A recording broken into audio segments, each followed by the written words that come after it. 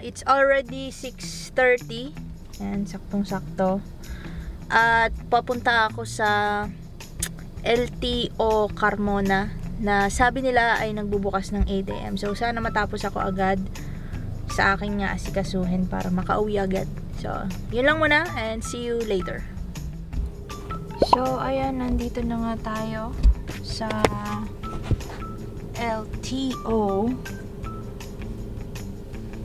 At ako'y magtatanong-tanong na. Buti na lang. Meron silang napakalawak na parking area.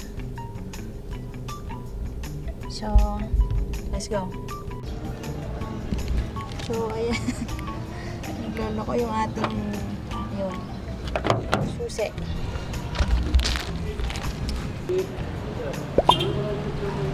May proper dress code dito, guys. So, make sure we follow proper dress code.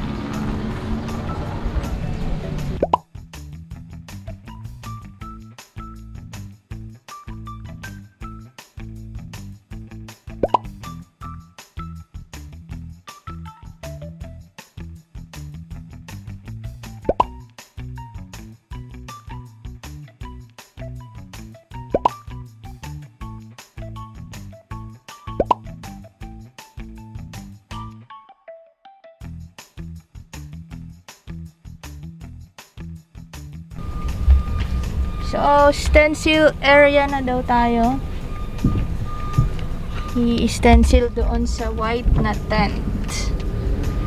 Ang bilis lang. Siguro kasi wala namang masyadong tao. So yan. Dapat talaga maaga ka. Kung kaya mong makapunta dito ng alas 6, nandito ka na. Mas okay. Bilis lang. Makauwi ako siguro mga 9. Tingnan natin. Yan, 8 na yan. Yan, 8. Tayo na!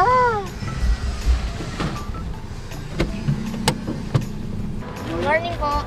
Ma'am, manual matic. Matic po. Okay, ma'am, inspectionin ko na. Bukas ng buwan.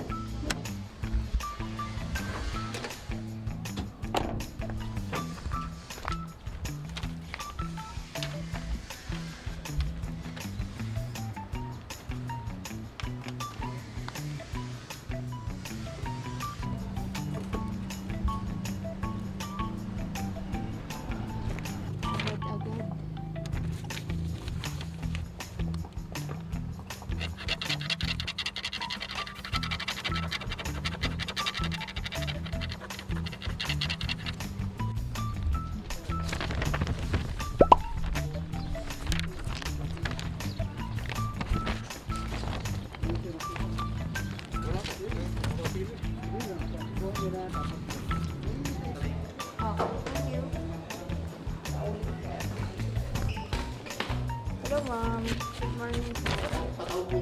Ito po. Kailangan po ba ito, sir? Hindi na po, sa inyo na po. Thank you.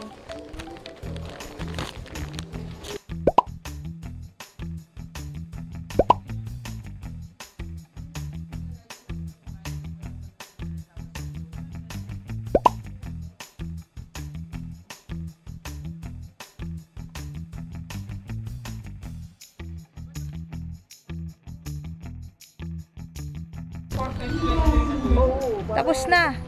So sabi ko kanina mga 9 AM tapos na tayo. It's already 9:15. So exactly 8, 9, 2 hours natapos natin siya. So ayun lang. Thank you guys for watching. Please don't forget to click the like button, subscribe kung gusto mong makanood pa ng iba kong content.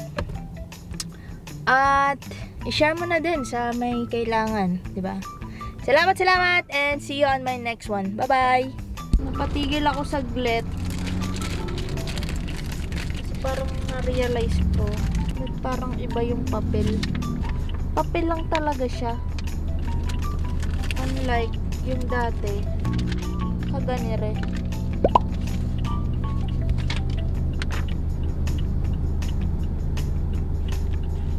But may pirma naman.